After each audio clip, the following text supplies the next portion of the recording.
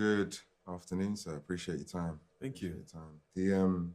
It looked like you guys had fun with African folklore. Yeah, we this, did. right? If you want to go fast, go alone.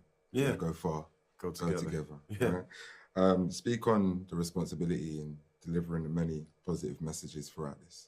Yeah, I mean, to me, it's not about positive messages so much. It's like I could say productive messages, and because you may think that saying is positive, some people might think it's negative. You just never know. You want to give people the space to receive things however they want to receive it. But the biggest thing for me was, when you make a movie in this world of The Lion King, for some children, not any child on the African continent, but as the movie travels elsewhere, it might be the first time they're encountering, a story set on the continent. Might be the first time they're hearing Swahili. Might be the first time that they're hearing some of these sayings that are deep within the culture, of the world of some of these characters. And so I think with that there comes like a really lovely responsibility. And when we were casting the film, we were working with the actors. Some of these sayings, they weren't even in the script. Oh, wow. They were things that just came out of the process Interesting. of sort of working on the scenes. For me, Sarabi, Mufasa, and Taka meeting is one of the most important parts in this story. What parts or messages do you think are important in this story? The not important, but I'm always trying to get away from these words. But I think the one that's really meaningful for me is this idea of nature versus nurture. We have Scar and Mufasa, who've existed for 30 years, and Mufasa's always been the perfect leader, the perfect king. He is good. Scar is this hated villain. He is bad. I love that in this film, we go back and we meet them as children, and I don't believe any child is born empirically good or empirically bad.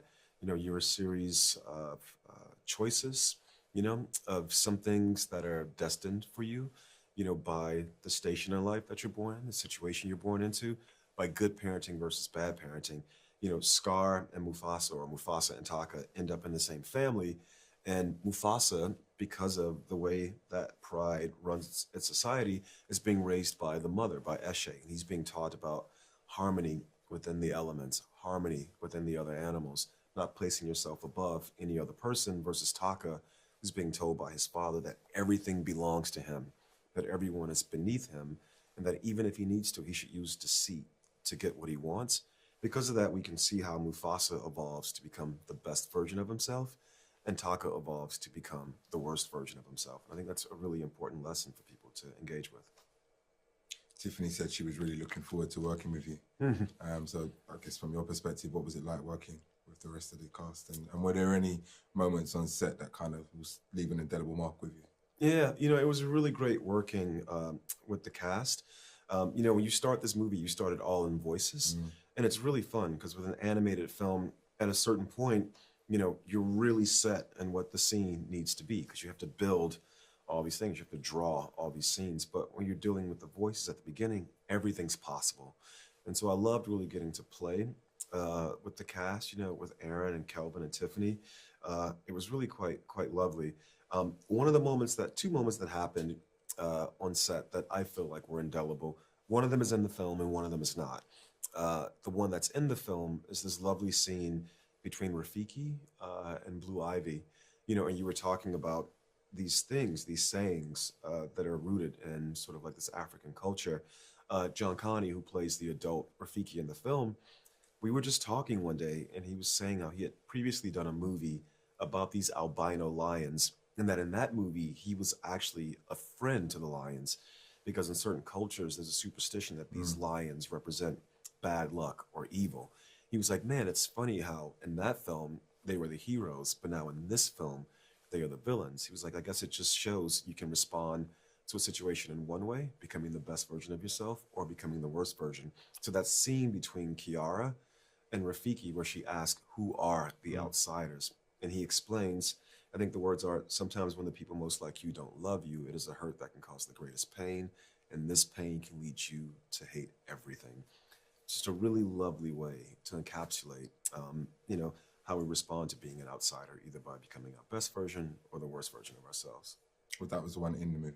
That was the one in the movie.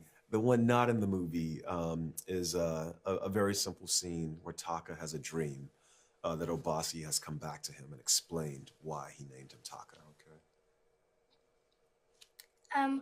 We saw what Malele looked like to the characters in the movie, Mm-hmm. but what would your own personal Malele look like? You know, I'm kind of living in it. My personal Malele, it's not a physical place. It's sort of like a feeling, and I find this feeling by working with all my friends. The people who were the cinematographer, the editor, the producers of this film are people I met when I was in school, and we're still all working together to this day, 25 years later. We would have never imagined that we would go from making our little student films to making something like The Lion King and having a conversation with you guys, but we've grown together.